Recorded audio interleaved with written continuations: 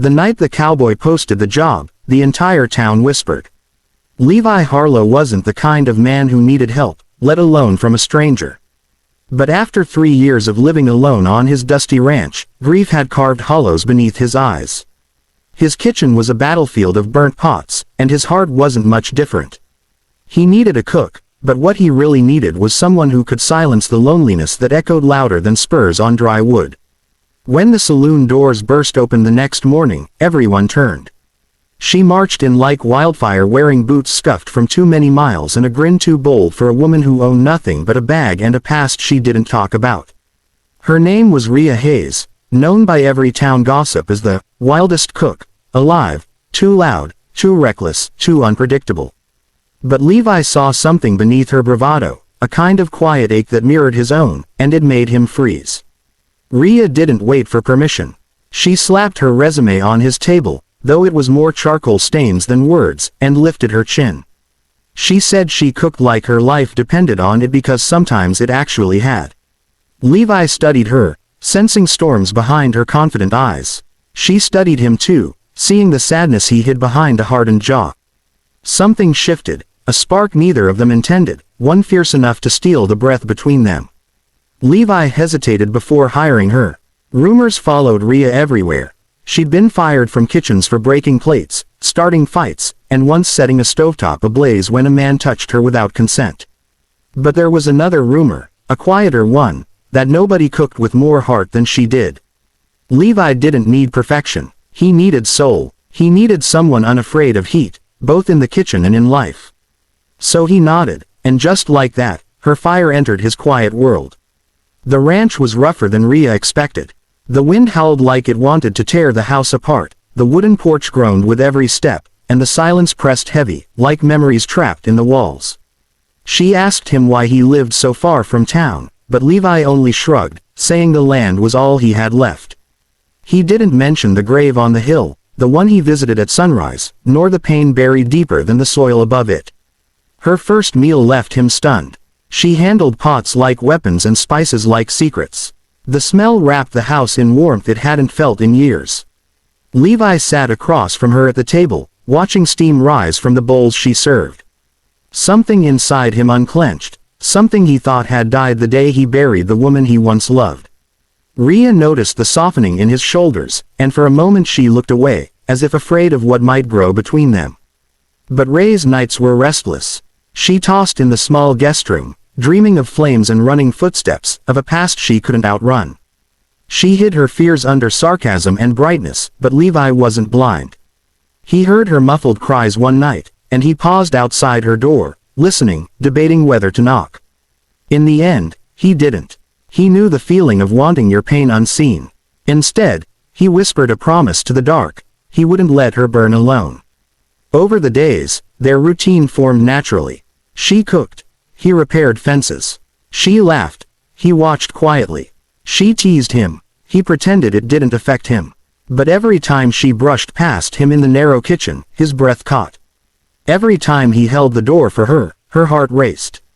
Neither spoke of it, but both felt it growing, heat curling between them, slow, dangerous, impossible to ignore. One evening, while chopping vegetables, Rhea accidentally cut her finger. The knife clattered to the floor, and Levi rushed to her. When he held her hand, she stared at him with something raw and unguarded. His thumb brushed her skin gently, too gently for a man who claimed he didn't want anyone close. She pulled back too quickly, muttering that she didn't need saving. But Levi saw the truth. She feared tenderness more than pain. A storm hit the ranch that night, shaking the windows. The lights flickered before dying completely, leaving the house swallowed in darkness. Rhea lit candles in the kitchen, their flames casting gold along her cheekbones. Levi walked in, silent, watching her like she was something he didn't know he wanted, something he didn't believe he deserved. When thunder shook the room, she flinched, and he stepped closer without thinking. She confessed she hated storms. They reminded her of nights she wished she could erase. Levi didn't ask for details. He simply guided her to sit by the fireplace and handed her his own worn blanket. The closeness between them thickened, heavy with unspoken stories.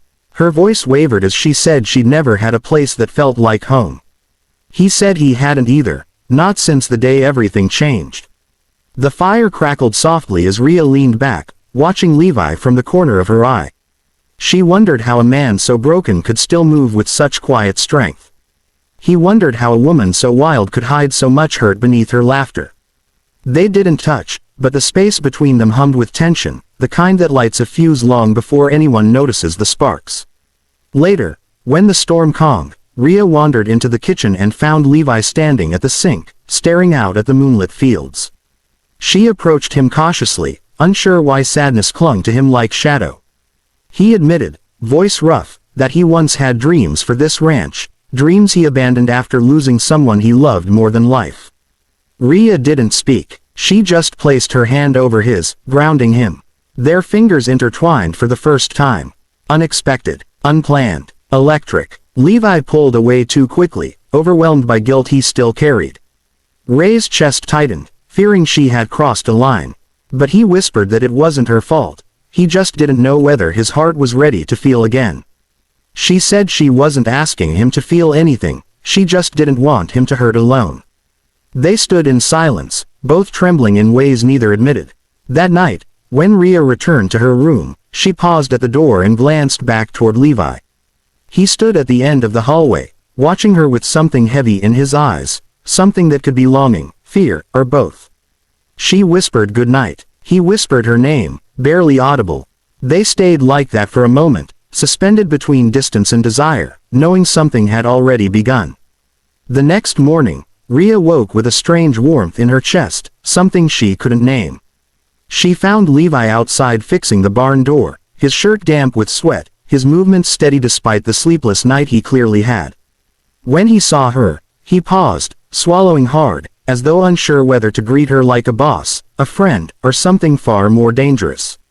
She smiled softly, and for a moment, his guarded expression broke. But peace never lasted long in their lives.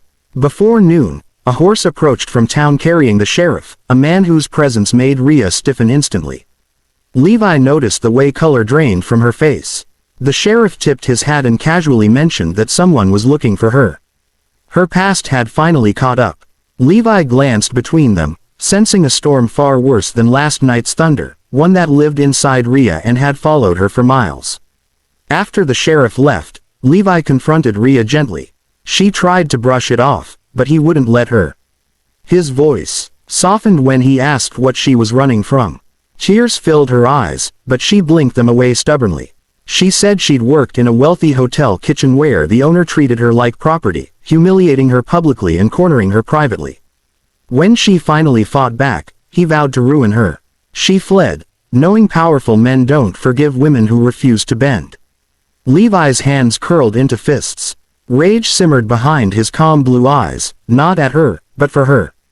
He told her she wasn't alone anymore, that nobody would touch her on his land. She shook her head, insisting she could leave before trouble found him too.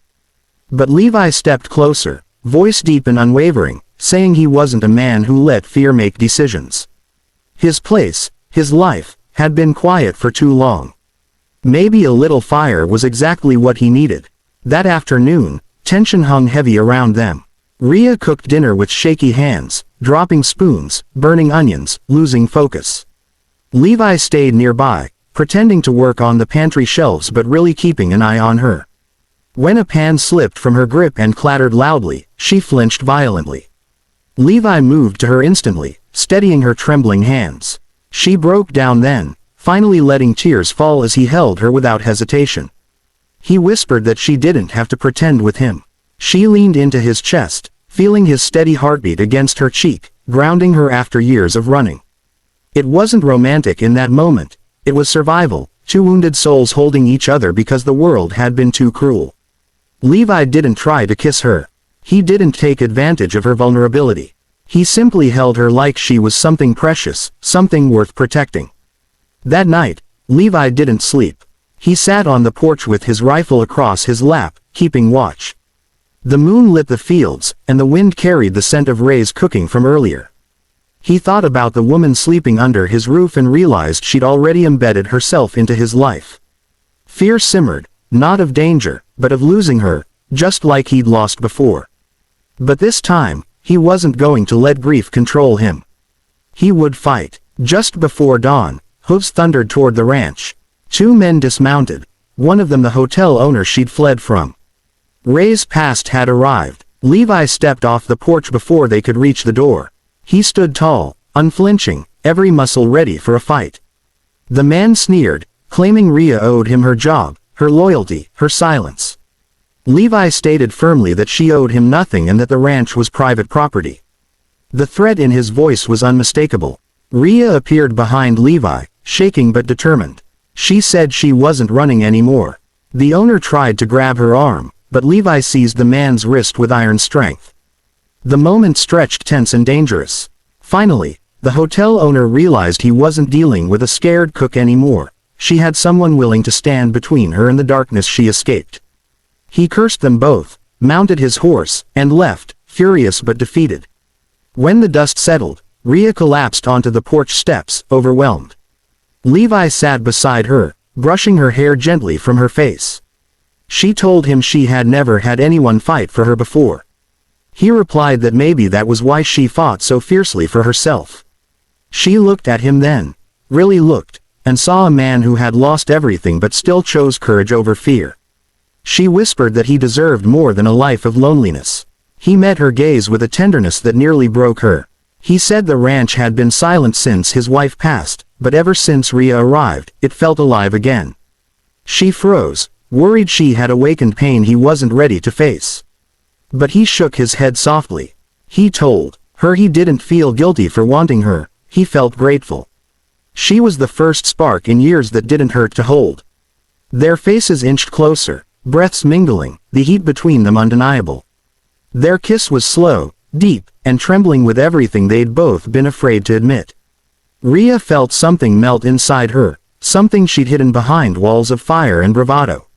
Levi cupped her face, gentle where life had been harsh, steady where others had been cruel. When they pulled apart, she whispered that he was dangerous. He smiled for the first time in so long, saying she lit his nights on fire long before he ever touched her. From that day on, the ranch transformed. Rhea cooked with laughter instead of fear. Levi worked the land with purpose instead of sorrow. They shared quiet breakfasts, teasing glances, and stolen kisses behind half-open doors. The wild cook and the grieving cowboy healed each other, slowly and beautifully, shaping a home out of broken pieces. And every night, when the sky settled into a blanket of stars, Levi held her close, grateful she had walked into his life like wildfire.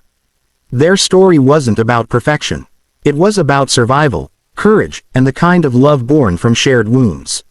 Rhea no longer feared being hunted, and Levi no longer feared being left behind. Together, they built a future out of flame and soil, a life neither expected but both desperately needed. In the end, the cowboy hired the wildest cook in town, and instead of chaos, she brought him back to life. Their nights burned softly, not with destruction, but with love that felt like home.